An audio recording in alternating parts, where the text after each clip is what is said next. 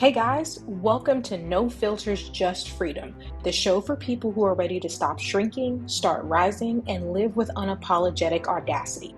My name is Jasmine, I'm a life coach, and I'm here to guide us all through this journey of bold, authentic living.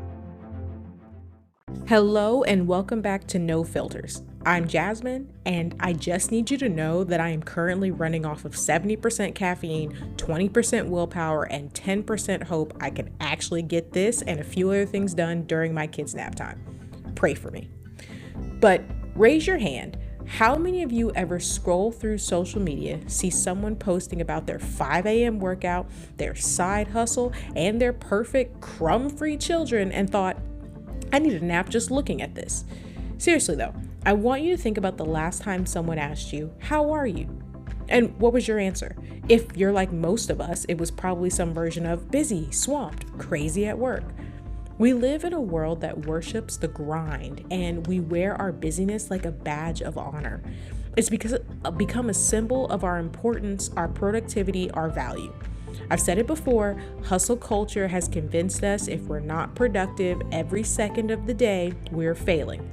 We're powering through on fumes, mainlining coffee like it's an emotional support fluid, and treating sleep like it's a negotiable suggestion. So I'm here to call BS. Powering through is like trying to drive your car on an empty tank by just honking the horn louder. It's not sustainable. And it's just noisy and annoying for everyone around you. Instead, try asking yourself, when was the last time I truly, deeply rested? And I don't mean you finally passed out from exhaustion at the end of the day. I mean real, intentional, soul-nourishing rest. If you have to think about it, well, you aren't alone. We're all living in a state of collective rest deficit. So today we're making the case for the most underrated, guilt-tripped activity in human history: rest. We're talking about the guilt-free rest that makes you better at your job, a nicer person to be around, and less likely to cry over spilled coffee.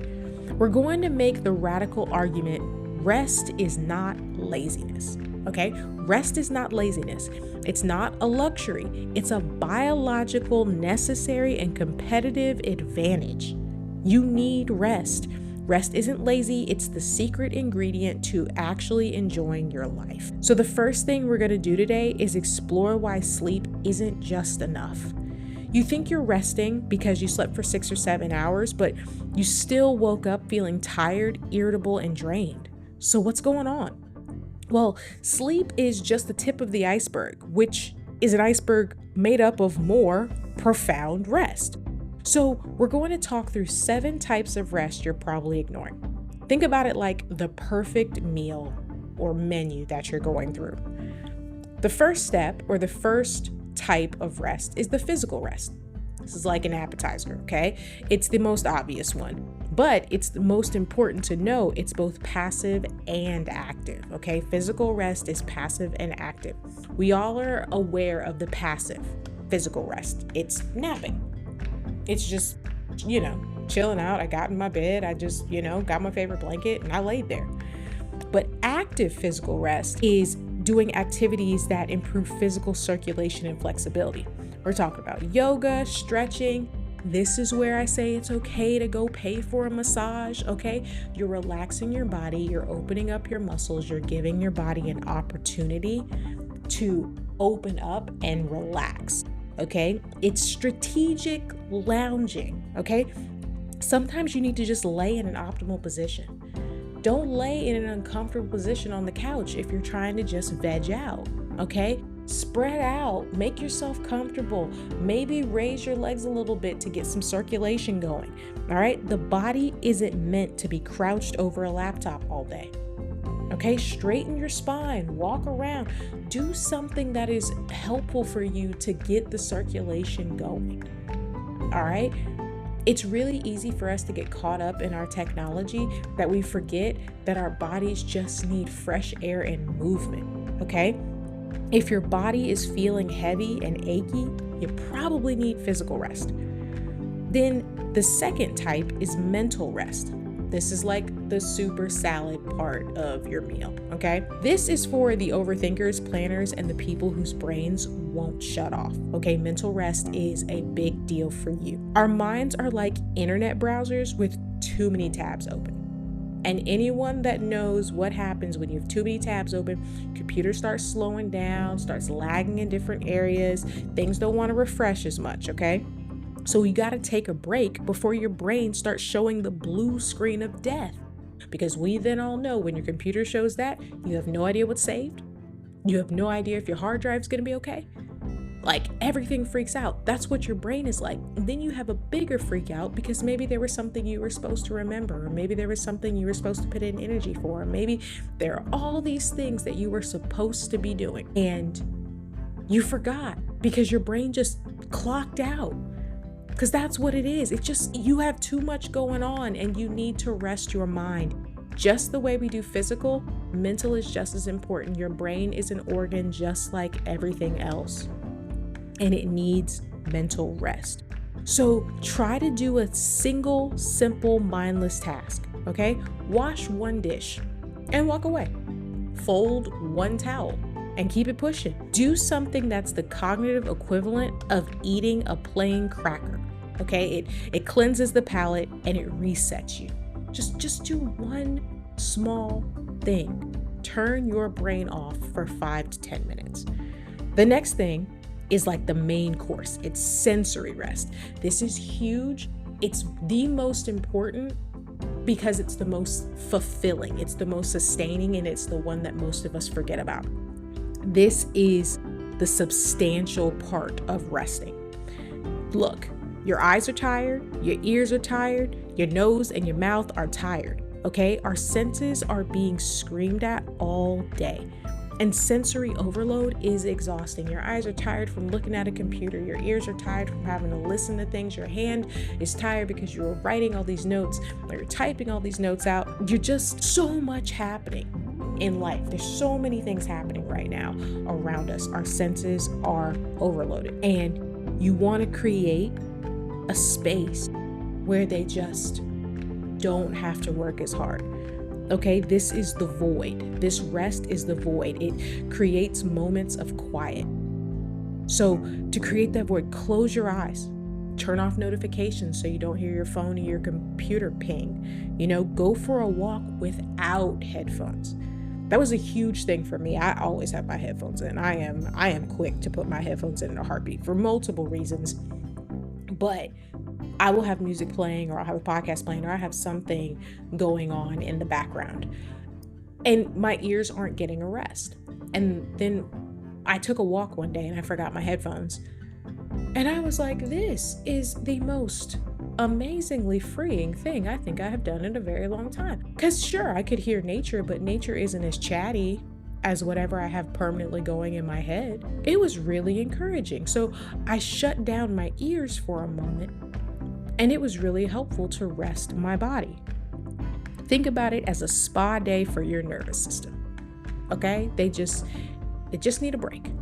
They just need a moment to collect themselves. All right? So that's the first 3 things. We're about halfway through. See, this is more. There is more than just sleep, okay? This is a lot more going on. And now, so take a breather, maybe get some water. We're really about to get to the good stuff, okay? This is your time to take a break. And then the number 4 thing that we have, the number 4 type of rest that we need to have, which is like the dessert portion, is creative rest. All right. It's really important for problem solvers, writers, artists, or anyone that needs to generate new ideas. This is a big one for me. Okay.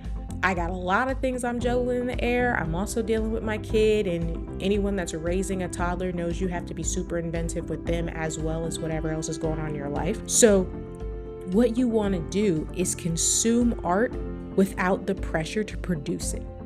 All right. So for me, that's things like reading a really good book, or seeing a really good film, or listening to someone else's podcast, or something like that. Even to an extent, if I have 30 minutes scrolling on Instagram or TikTok just to enjoy something else that was done and posted by someone other than me. Okay. It's pure, joyful, indulgent inspiration. I don't have to think about it. I get to enjoy what someone else has already produced. So again, you can think about it like taking a walk through nature. You didn't create it, but it's beautiful nevertheless, and you're enjoying it. Okay, you can go to an art museum, listen to great music, read a book, do whatever you need to refill that creative thing inside of you without having to be the one that created it to fill yourself up. Again, you fill the tank without any agenda.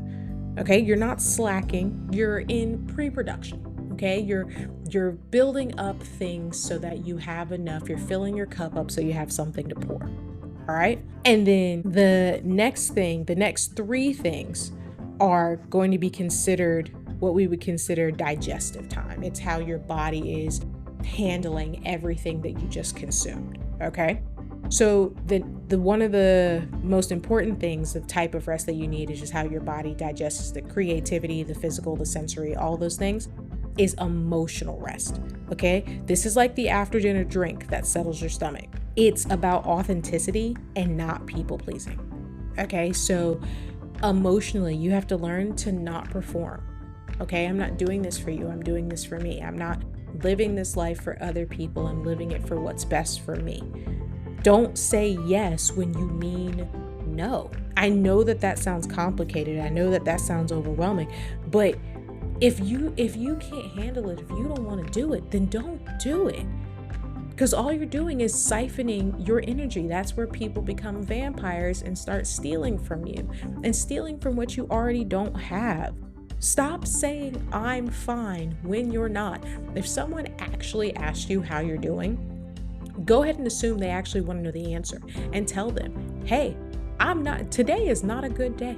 I am not in a good space right now. Things are not working out the way I wanted them to. And if they're actually interested, they will be like, oh my gosh, really, what's going on? If not, you'll realize they were just asking to placate you, in which case they're draining your energy and you want nothing to do with them for the rest of your time. But don't pretend anymore about how you're feeling. Don't cut yourself short just because you're worried about what other people may think, or you don't want to be a burden or anything like that. Like, some of that stuff is completely unnecessary, And it's really, really important to put yourself in a position to where you can protect yourself emotionally and not have to feel the weight of everybody else around you. One of my favorite things that I do for my own personal boundary for emotional rest and keeping myself in space is, I tell people all the time, don't ask questions you don't want to know the answer to. Because when I need emotional and mental rest, that also means that, like I said, authenticity, you're going to just get whatever I say. And it might not be PC, and it might not be nice, and it might not be curated. It's just where I am in my mind right now. So do not ask questions you don't want to know the answer to. It keeps me honest and keeps everything on the up and up with the people that I love. And it also gives them a heads up that I'm not having a good day. So you want to create that authenticity because you're not here to manage the feelings of others. It's not my job to care about how you feel about when you ask me a question about what I'm doing with my time. It's not my job. So you set those boundaries to honor your own feelings. It's like taking off those cute but completely uncomfortable jeans to simply just breathe and be like, where are my sweats? The next thing you're going to create to digest everything you've done is social rest. Okay? When you look at a situation, we're talking about vampires and energy drainers. Do you leave situations energized or depleted? That's a big deal, because if you leave a situation depleted, where are you going to refill it? How are you going to refill it? What does that look like socially? Choose a quiet night over an obligatory party. Sometimes you just don't have the energy for people. Sometimes there are going to be personality types there that you just don't have it for. It's okay. Just don't go. Protect yourself, protect your peace. This is also a really big deal for extroverts. Introverts are really, really good at protecting their peace and their time because it's overwhelming for them. But sometimes as extroverts, we forget that we also need a chance to recharge. I know I struggle with this a lot growing up, of where I love people. I love spending time with people. I love going to parties. I love interacting. I just love the social atmosphere. But that does not mean I have the ability to handle that 24/7. And I didn't know that I could make space for myself and just not do things. That thought never crossed my mind. And my introverted husband actually introduced me to the staycation, where he told me we were going on vacation. I was excited. I packed a bag. I was ready to go. Okay? Told everybody I was unavailable. I'm going on vacation. And then I went over to his place and I was like, bet, where are we going? And he took my phone and he unplugged the electronics and was like, nowhere. We're on vacation here. And I was like, what? And he's like, nobody will call you. They think you're out of town. Sleep, play board games, read a book. We can watch some movies, whatever you want. But for the next 72 hours, you're on vacation and you didn't have to leave the city. That thing blew my mind. It was probably some of the best rest I've ever gotten in a very long time. As an extrovert, I learned it's okay to stay at home and recharge my batteries. That does not make me less of a person. That does not mean I'm disappointing the world. Okay? It's giving myself a break from relationships that are draining me so that I do then have the capacity to deal with it later. And lastly, the seventh type of rest that you need is spiritual rest. Okay? This may sound super deep, but it can actually be really simple. Okay? It's the feeling of being connected to something larger than yourself. Now, I don't care what your spiritual beliefs are. I don't really care what your religion is. We kind of all just have this idea, no matter what you believe, that there is something more than us. Whether or not it's science in the universe or God or Allah or whatever it is that you believe, we have this idea that there's something else out there that created this thing. And you want to find yourself connected to that thing to create peace, okay? So maybe it's meditation. Maybe you watch the sunrise or sunset. Maybe it's community service, because giving back to people shows you that there is an opportunity to have community or to give or to love others, and you've got the golden rule, okay? Sometimes it takes just remembering our problems aren't that serious in the grand scheme of things, okay? Like, yes, my problem is a big deal, but there are people starving in other places. There are wars happening. That does not mean that what I'm going through isn't important, but it does mean that my thing isn't the only thing happening in the world, and everybody else doesn't have to surround themselves with my stuff. It's a centering, it's an understanding, it's a spiritual rest of there is more going on and I am just a small part of a really big plan. And sometimes you just need that recentering. It's a very important type of rest that people forget about, okay? So there were 7 things that we have rest for, okay? We have physical rest, mental rest, sensory rest, creative rest, emotional rest, social rest, and spiritual rest. Which one of these most resonates with you? This is the first step in your journey. You have to diagnose your specific rest deficit. But knowing about these 7 forms of rest is only one thing. Actually getting it is another. And the guilt is real. Your boss, your kids, the dog, they all still want something from you. So how do you rest in a world that won't stop spinning? The key is to think in terms of restful moments, not just restful days or weeks. You don't always need a 2-week vacation, but I'm not saying don't take one, because I love my 2-week vacations. But you can microdose rest throughout your day, and maybe you have to be sneaky with those microdoses. You call them covert rest operations, okay? Sometimes you gotta sneak them in there. The first thing you're gonna wanna do is to schedule rest appointments. I know it's gonna sound counterintuitive, but sometimes you just have to schedule your rest in. If you have all these things happening in your calendar, you have all these things set up, you have a to-do list, throw a nap on the to-do list. Set a timer in your phone and say, okay, for 45 minutes, I'm chilling out. I'm watching a movie, I'm going to sleep, I'm doing whatever. And I'm closing my eyes until this timer goes off. Schedule in your rest, figure out how to do it. Because you might just need that pick-me-up. You might just need something to recharge that battery. But we're so busy and we have so many things happening. If we're not managing our time and we're not managing our energy, we're having problems. You want to create harmony with that management. So schedule it in. It won't kill you. Create something like a strategic bathroom break. This is also big if you're at work, okay? Go to the bathroom and then just sit there for a minute. Just sit there, breathe, shut down, do whatever. People are not going to come looking for you in the bathroom, okay? But if you need 2 to 3 minutes of just alone time, just plug it in there when When you think your boss is getting ready to call your name for the 15th time and you don't have the energy for it, when you need a quick pick-me-up after your lunch break, just schedule a random bathroom break and recenter yourself. It's amazing what a little bit of time for 2 minutes by yourself will do for you. Then you can also create the deep work facade. I am the queen of a deep work facade, okay? Put in your headphones. If you put in your headphones, people automatically assume you're listening to something. Sometimes you're not listening to anything.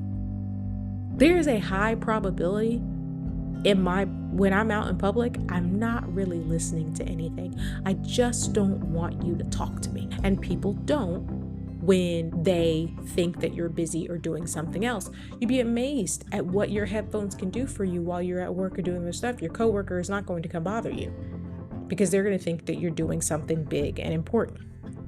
If you're looking at your computer screen, furrow your brow while staring at a spreadsheet. People are going to think, oh, man, they're thinking about something really important right now. Maybe you are, maybe you aren't. But if you look busy, they're not going to come bother you.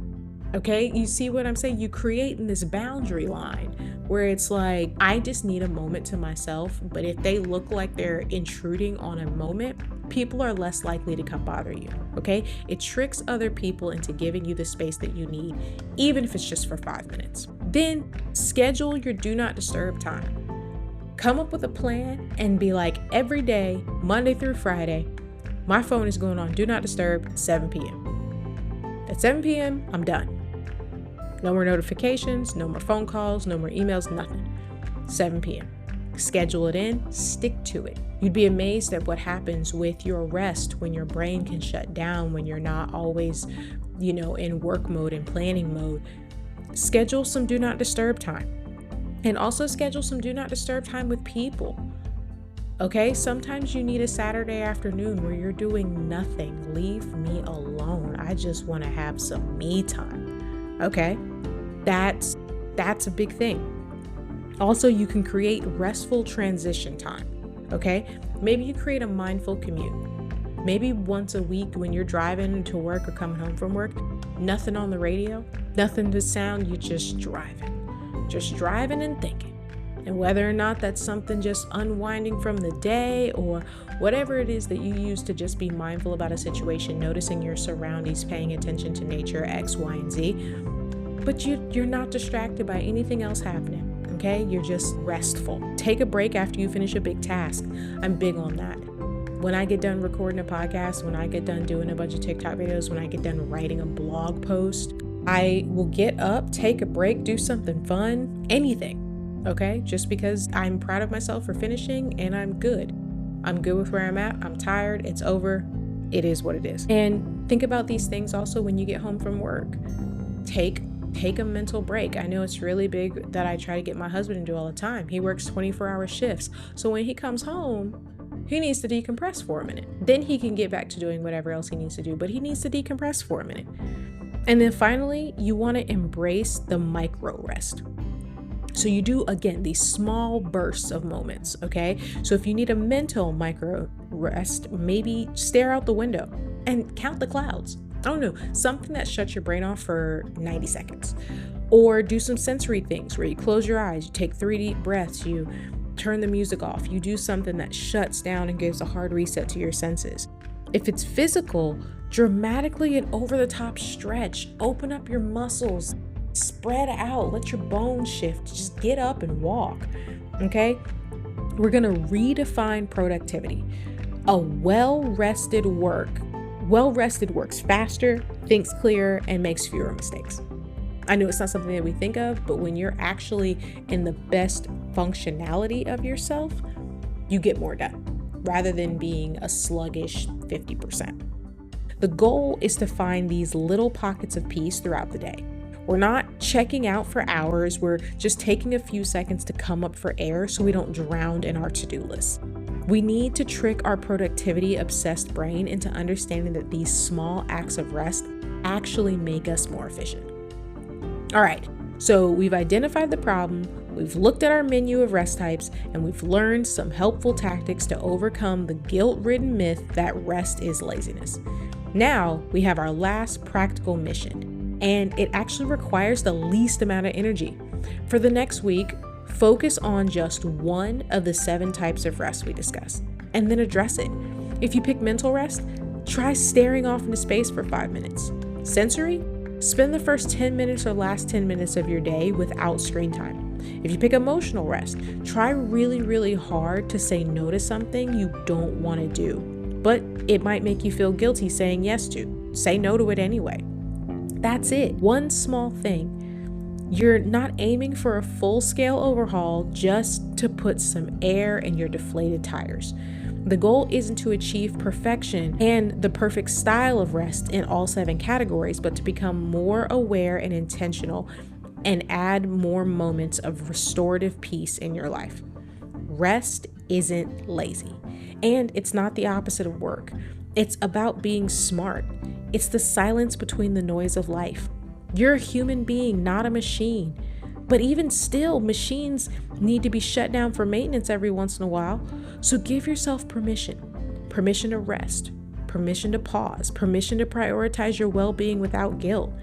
And if this episode resonates with you, feel free to share it with someone you know who might also need the encouragement of knowing it's okay to slow down and rest. So now go forth and do something unproductive. I promise you, it's for your own health. Remember, you don't need permission to be great. And this is your call to rise, to reclaim your power, and to step boldly into the life you were meant to live. I believe extraordinary potential lives in all of us. The dreams we've tucked away, the voice that was softened, and the fire that's been waiting to burn bright. This journey isn't about fitting into someone else's mold. It's about shattering expectations and embracing your truest, most unapologetic self. No more shrinking or waiting for permission. The world needs your brilliance, your resilience, and your unique light. It's time to stop asking, am I enough? And start declaring, I am more than enough. Your next chapter begins now. Let's write it with courage, audacity, and unshakable belief in who you are. The unstoppable person isn't born, they're awakened. And that person is you. Now go start your revolution. This world needs your unshaken light today.